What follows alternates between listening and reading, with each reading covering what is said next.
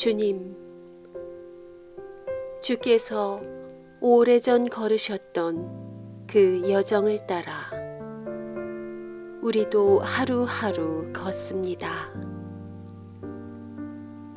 주께서 직면하셨던 믿음의 공동체의 균열과 배신, 그리고 그 이면에 감추인 이해타산과 마주합니다.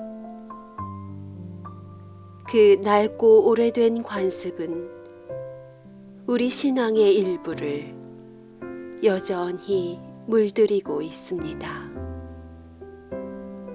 주님, 이 사순의 시절 내가 하느님보다 더 잘 안다는 우리의 교만함을 내려놓게 하소서. 우리의 영적 무지함을 용서하소서. 내가 죄인임을 고백하게 하소서. 우리 위해 십자가에 달리신 우리 주 예수 그리스도의 이름으로 기도드립니다. 아멘.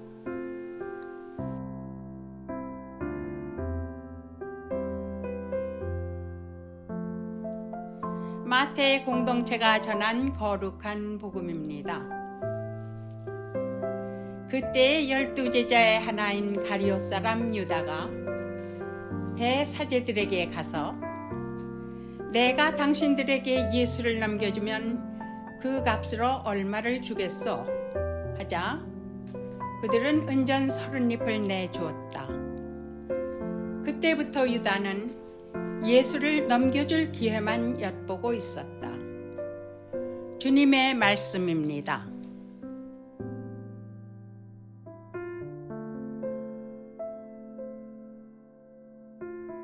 할렐루야! 하나님 아버지와 우리 주 예수 그리스도로부터 오는 은혜와 평강이 이 자리에 계신 모든 분들과 함께 하시기를 바랍니다.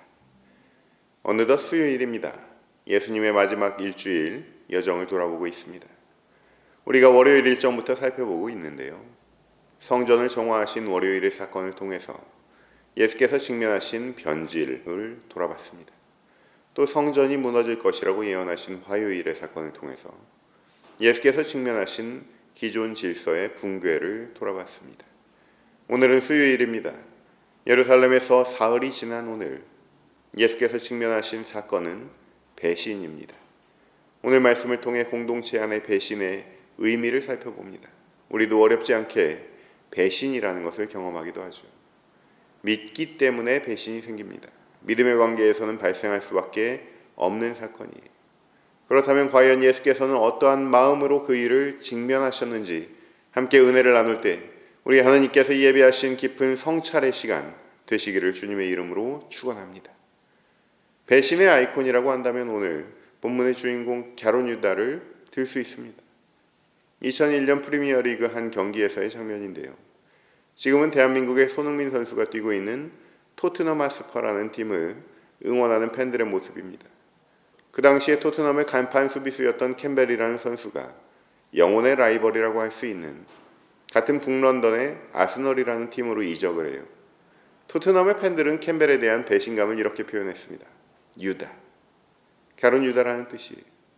갸론 유다는 이렇게 배신의 아이콘이 되었습니다. 오늘날 배신이라는 것은 어쩌면 자본주의 사회를 살아가는 데 있어서 그럴 수도 있는 일입니다. 이렇게 스포츠팀을 배신했다고 분노하는 걸 보면 오히려 열정과 낭만이 더 돋보이기도 하죠. 그러나 돈보다 명예를 더 중시 여겼던 중세시대에는 다른 이야기였어요. 배신은 지옥에 떨어질 죄였습니다. 단테의 신곡 지옥편을 보면 지옥 중에서도 최악의 지옥이 9층에 있는데 거기는 특별히 루시퍼가 관리해주는 반역 지옥입니다. 루시퍼가 배신자 3명을 물어뜯는 장면이 나오는데 바로 갸론 유다를 비롯해서 브루투스 너마저로 유명한 브루투스와 카시우스입니다. 이렇게 현대 사회에서 배신의 의미 그리고 중세 시대의 사람들이 바라봤던 배신의 무게감을 간단히 살펴봤습니다. 그리고 이제 2000년 전 고대 유대로 장면을 바꿔봅시다. 시대를 관통하는 인물은 여전히 유다입니다. 예나 지금이나 영원히 배신의 아이콘이에요. 예수께서는 십자가로 향하던 마지막 일주일의 한 복판에서 공동체의 내부자 유다에게 배신을 당했습니다. 사순의 시기 우리가 예수께서 직면하신 주제들을 다루는 이유는 자칫 무겁고 괴로운 이 주제들이 십자가로 향하는 우리 여정 가운데 통과해야 할 관문이기 때문입니다. 산을 하나 넘는다고 이해해도 좋을 것 같습니다. 그런 직면은 변질되어 버린 성전이나 성전의 웅장함을 보고 감탄하는 사람들의 허영심같이 외부에만 있는 것은 아니에요. 날이 갈수록 그 직면의 수위는 내 안으로 점점 좁혀 들어옵니다. 오늘은 믿음의 관계, 둘도 없는 한 몸과도 같았던 한 제자와의 관계를 들여다봐야 할 차례입니다. 사실 가룟 유다를 비롯해서 모든 제자들은 귀신을 내쫓을 수 있는 권능을 받아서 이미 각 마을로 파송도 받았던 존재들이었습니다. 배신자가 되어버린 제자라고 해서 원래부터 열심과 능력과 믿음이 부족했던 제자가 아니었다는 말입니다. 오히려 재정을 맡아서 예수 공동체의 일거수일투족을 다 알고 있었던 자였습니다. 항상 물밑에서 준비하고 있는 제자였고 마지막에 가룟 유다가 만찬 자리에서 잠깐 나갔을 때도 또 예수께 저는 아니지요 라고 은밀하게 말씀드렸을 때도 제자들은 을에 뭔가 발빠르게 준비하고자 예수와 독대하는 것으로 밖에 나가서 준비하는 것으로 생각했던 실무 중심의 제자였습니다. 어쩌면 이러한 영적 공동체에 꼭 필요한 살림꾼이었을 거예요. 그런 유다가 배신을 하게 됐습니다. 그러나 우리는 그 구체적인 경위는 알지 못합니다. 어떤 연유하에 배신을 하게 됐는지를 알게 된다면 우리는 같은 실수를 안 할 수 있게 될 줄로 믿습니다. 우리 중에 누구라도 실수할 수 있습니다. 특별히 예수께 더 가까울수록 더 귀를 기울여 보십시오. 배신은 둘이 한 몸이라고 붙여놨던 접착제를 떼어내는 것이라고 합니다. 밴드만 잘못 떼어내도 피가 나는데 몸과 몸이 붙어 있었다면 심각한 상처가 생길 수밖에 없습니다. 죄송하지만 우리처럼 말씀을 따르기로 작정한 성도들은 그 배신자의 용의선상에 있습니다. 믿음의 관계 안에 있기 때문입니다. 그러므로 오늘은 내 얘기구나 하고 말씀을 살펴봅시다. 먼저 마태복음 26장, 27장 말씀을 보면서 사실관계를 확인해 보겠습니다. 우리가 보통 말씀을 통해 알고 있는 내용들입니다. 우리는 유다가 대제사장들과 접촉했다는 사실을 알고 있습니다. 또 우리는 유다가 그 대가로 은전 30잎을 받았다는 사실을 알고 있습니다.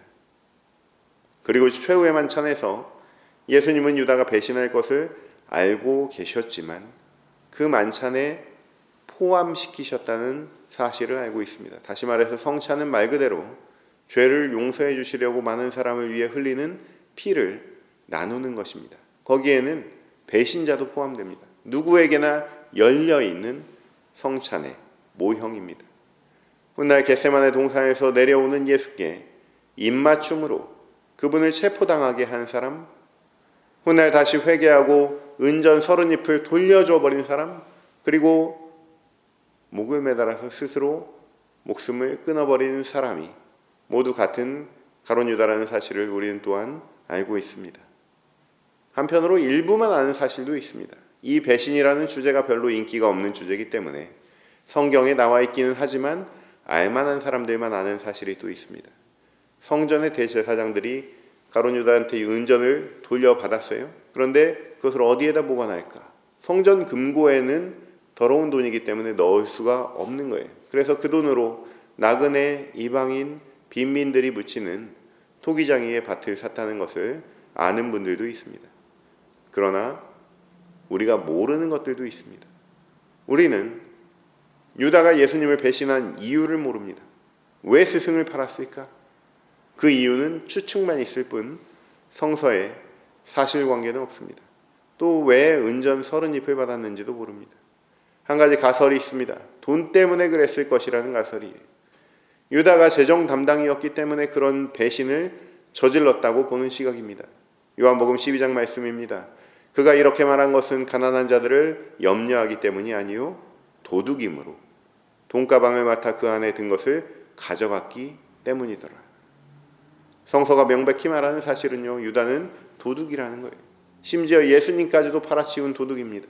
그런데 가만히 생각해 보면 사실 자동차에 넣을 기름값이 없다고 해서 자동차를 팔아버리는 사람은 없지 않습니까?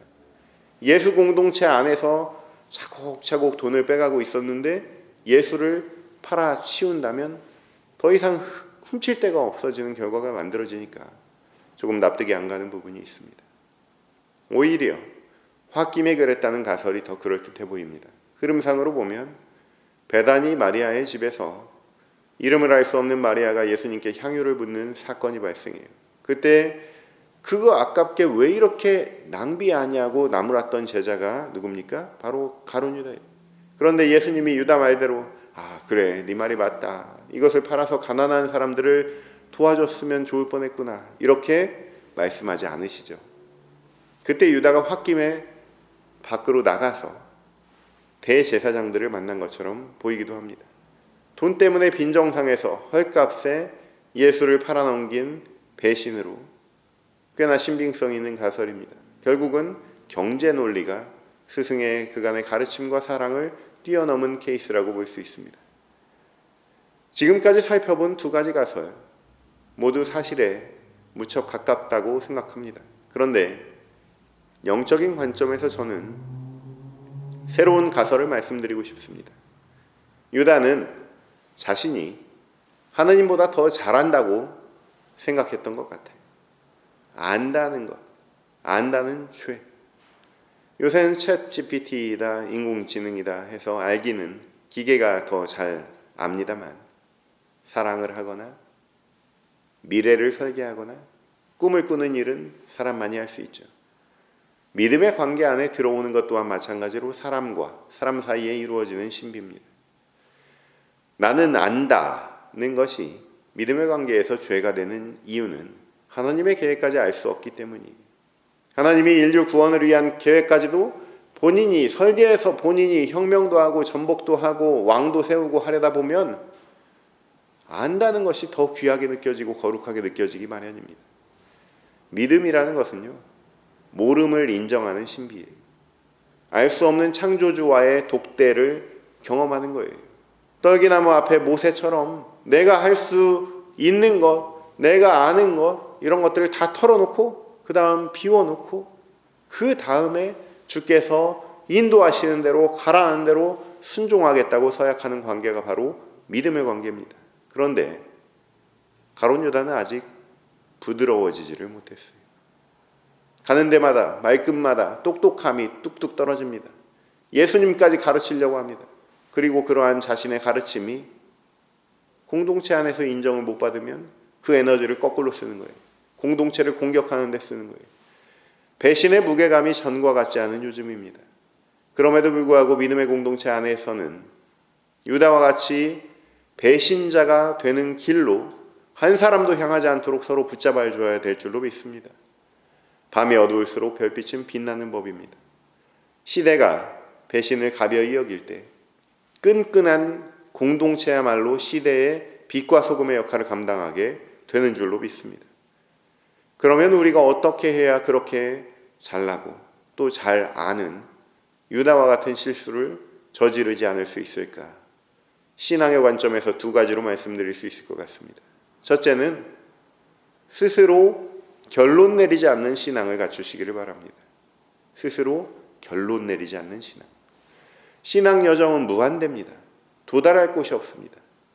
예수께서 우리가 통과한 관문에 맞게 새로운 길로 우리를 인도하시는 여정이에요.